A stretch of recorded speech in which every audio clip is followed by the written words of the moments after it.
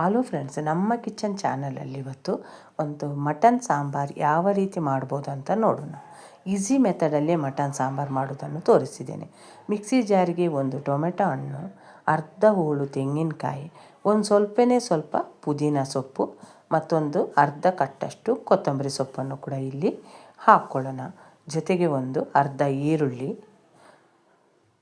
ಮತ್ತೊಂದು ಅರ್ಧ ಚಮಚದಷ್ಟು ಗಸಗಸೆ, 1 ಚಮಚದಷ್ಟು ಪುಟಾಣಿ, ಮತ್ತೊಂದು ಅರ್ಧ ಈರುಳ್ಳಿ, ಒಂದು ಅರ್ಧ ಇಂಚಷ್ಟು ಶುಂಠಿ, ಒಂದು 4ರಿಂದ 5 ಎಸಳು ಬೆಳ್ಳುಳ್ಳಿ,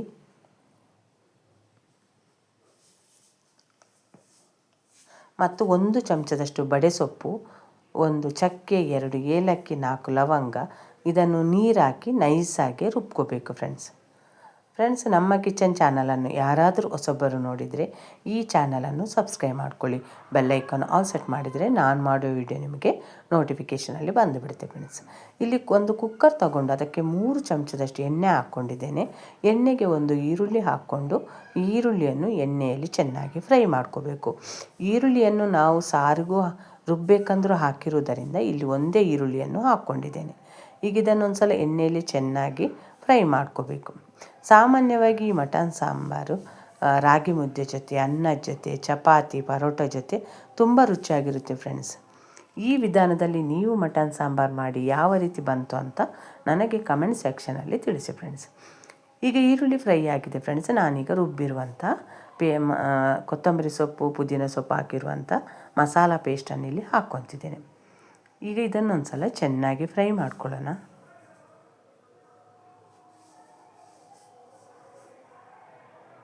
ಈಗ ಇದಕ್ಕೆ ಒಂದು ಅರ್ಧ ಚಮಚದಷ್ಟು ನಾನು ಅರಿಶಿಣವನ್ನು ಹಾಕ್ಕೊತಿದ್ದೇನೆ ಫ್ರೆಂಡ್ಸ್. 1-1.5 ಚಮಚದಷ್ಟು ಅವಿಜ ಮತ್ತು ಜೀರಿಗೆ ಪುಡಿಯನ್ನು ಕೂಡ ಇಲ್ಲಿ ಹಾಕ್ಕೋಬೇಕು.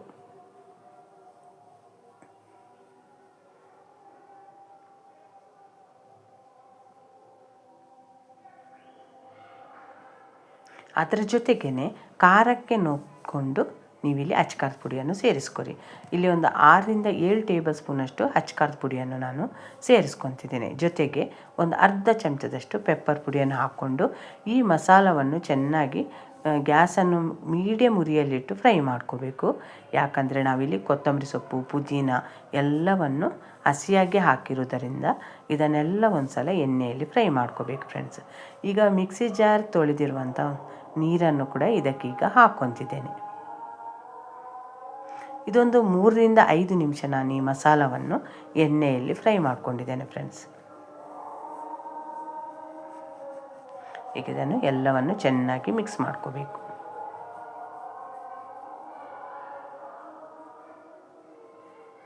ಈ ರೀತಿ ಎಣ್ಣೆಯಲ್ಲಿ ಮಸಾಲೆ ಚೆನ್ನಾಗಿ ಫ್ರೈ ಆದಮೇಲೆ ನಾನಿಲ್ಲಿ ಒಂದು ಅರ್ಧ ಕೆಜಿಯಷ್ಟು ಮಟನ್ ತಗೊಂಡಿದ್ದೇನೆ ಫ್ರೆಂಡ್ಸ್. ಅದಕ್ಕೋಸ್ಕರ ಈ ಮಸಾಲ ರೆಡಿ ಮಾಡ್ಕೊಂಡಿದ್ದೇನೆ. ಈ ಮಟನನ್ನು ಹಾಕ್ಕೊಂಡು ಒಂದು ಸಲ ಮಸಾಲ ಜೊತೆ ಚೆನ್ನಾಗಿ ಮಿಕ್ಸ್ ಮಾಡ್ಕೊಳ್ಳೋಣ.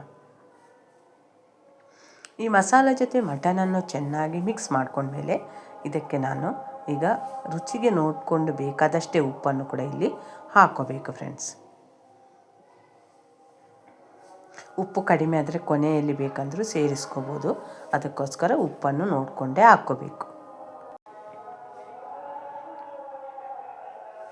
ಈ ಉಪ್ಪನ್ನು ಹಾಕ್ಕೊಂಡ್ಮೇಲೆ ನಿಮಗೆ ಎಷ್ಟು ಕನ್ಸಿಸ್ಟೆನ್ಸಿ ಬೇಕೋ ನೋಡಿಕೊಂಡು ನೀರನ್ನು ಸೇರಿಸ್ಕೋಬೇಕು ಫ್ರೆಂಡ್ಸ್. ಈ ಮಟನ್ ಸಾರನ್ನು ಭಾಳ ನೀರು ಮಾಡ್ಕೋಬಾರ್ದು, ಭಾಳ ಗಟ್ಟಿಯಾಗಿ ಮಾಡ್ಕೋಬಾರ್ದು ಫ್ರೆಂಡ್ಸ್. ಒಂದು ಕನ್ಸಿಸ್ಟೆನ್ಸಿ ನೋಡಿಕೊಂಡು ನೀರನ್ನು ಇಲ್ಲಿ ಹಾಕ್ಕೋಬೇಕು. ಇಲ್ಲಿ ಪುಟಾಣಿ ಮತ್ತು ನಾವು ಗಸಗಸೆ ಹಾಕಿರುವುದರಿಂದ ಸಾಂಬಾರು ಸ್ವಲ್ಪ ಗಟ್ಟಿಯಾಗಿಬಿಡುತ್ತೆ. ಅದಕ್ಕೊಂದು ಸ್ವಲ್ಪ ನೀರನ್ನು ಹಾಕ್ಕೋಬೇಕು.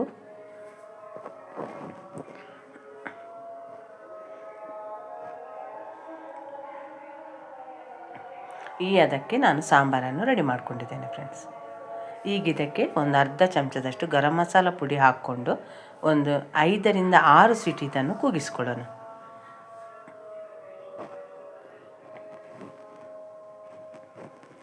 ಒಂದು 5ರಿಂದ 6 ಸೀಟಿ ಆದಮೇಲೆ ಕುಕ್ಕರ್ ಮುಚ್ಚಳ ತೆಗೆದು ತೋರಿಸಿದ್ದೇನೆ. ಮಟನ್ ಸಾಂಬಾರು ರೆಡಿಯಾಗಿದೆ ಫ್ರೆಂಡ್ಸ್.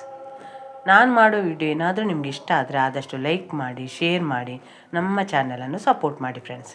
ನೋಡಿದಿರಲ್ಲ, ಈಸಿ ಮೆಥಡಲ್ಲಿ ಯಾರು ಬೇಕಾದರೂ ಈ ಮಟನ್ ಸಾರನ್ನು ಮಾಡ್ಕೋಬೋದು ಫ್ರೆಂಡ್ಸ್. ಈ ವಿಡಿಯೋವನ್ನು ನೀವು ನೋಡಿದ್ದಕ್ಕೆ ನಿಮಗೆ ತುಂಬ ಧನ್ಯವಾದಗಳು ಫ್ರೆಂಡ್ಸ್.